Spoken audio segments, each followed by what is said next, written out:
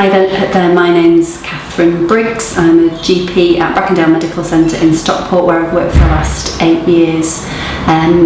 Prior to that, to working in the role here, I did a surgical job where I did surgical training for 5 years and then went into general practice training.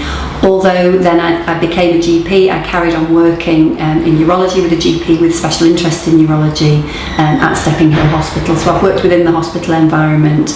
As part of that, I was really interested in the way that surgical pathways work, so the way people are looked after along their journey into the hospital and back out into general practice again.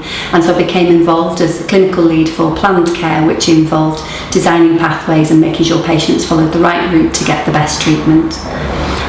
Later on, when the clinical commissioning group became established, I became one of the clinical directors, and I now work as clinical director for quality and provider management. That role is quite broad. I oversee planned care and urgent care within the hospital, and I also work contracting with the hospital, so sitting meetings, agreeing financial contracts and the way that the hospital performs, and work with them to support improvements in care in the hospital setting.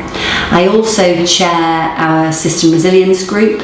That's a group that looks at performance, so nationally the hospital has set targets for A&E and for if a patient has a referral, that they shouldn't wait more than 18 weeks for that referral, and similarly in A&E they shouldn't wait more than 4 hours to be seen.